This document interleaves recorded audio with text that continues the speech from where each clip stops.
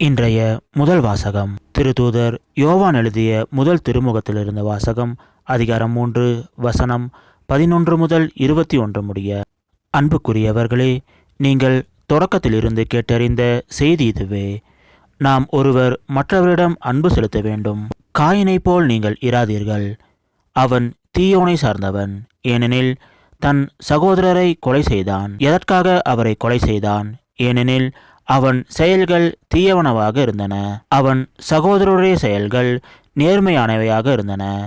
சகோதர சகோதரிகளே, உலகம் உங்களை வெறுக்கிறதென்றால் நீங்கள் வியப்படைய வேண்டாம். நாம் சகோதர அன்பு கொண்டுள்ளதால் சாவிலிருந்து வாழ்வுக்கு கடந்து வந்துள்ளோம் என அறிந்துள்ளோம். அன்பு கொண்டிராதோர் சாவிலேயே நிலைத்திருக்கின்றனர். தம் சகோதர சகோதரிகளை வெறுப்போர் அனைவரும் கொலையாளிகள். எந்த கொலையாளியிடமும் நிலைவாழ்வு இராது என்பது உங்களுக்கு தெரியுமே. கிறிஸ்து நமக்காக தம் உயிரை கொடுத்தார்.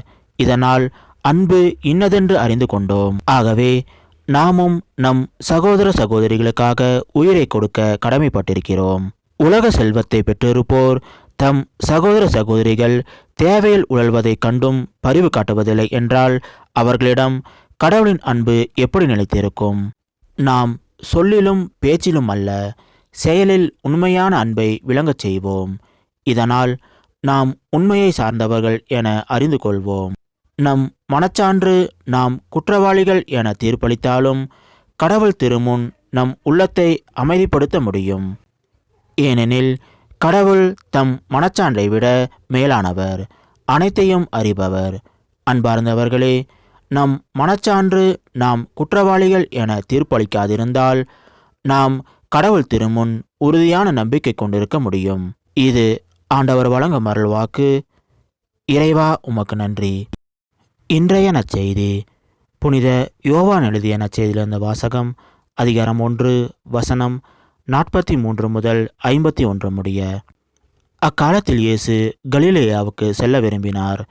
அப்போது அவர் பிலிப்பை கண்டு, என்னை பின்தொடர்ந்து வா என கூறினார். பிலிப்பு பெத்சாய்தா எனும் ஊரை சார்ந்தவர்.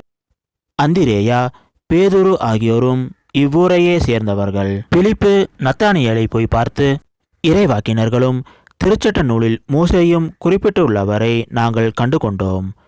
நாசரேத்தை சேர்ந்த யோசேப்பின் மகன் இயேசுவே அவர் என்றார். அதற்கு நத்தானியேல், நாசரேத்திலிருந்து நல்லது எதுவும் வர முடியுமோ என்று கேட்டார்.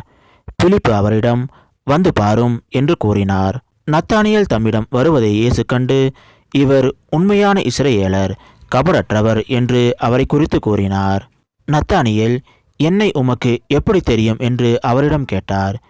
இயேசு, பிலிப்பு உம்மை கூப்பிடுவதற்கு முன்பு நீர் அத்திமரத்தின் கீழ் இருந்தபோதே நான் உம்மை கண்டேன் என்று பதிலளித்தார். நத்தானியேல் அவரை பார்த்து, ரபி, நீர் இறைமகன், நீரே இஸ்ரேல் மக்களின் அரசர் என்றார். அதற்கு இயேசு, உம்மை அத்திமரத்தின் கீழ் கண்டேன் என்று உம்மிடம் சொன்னதாலே நம்புகிறீர். இதைவிட பெரியவற்றை காண்பீர் என்றார். மேலும் வானம் திறந்திருப்பதையும் கடவுளின் தூதர்கள் மானிட மகன் மீது ஏறுவதையும் இறங்குவதையும் காண்பீர்கள் என மிக உறுதியாக உங்களுக்கு சொல்கிறேன் என்று அவரிடம் கூறினார்.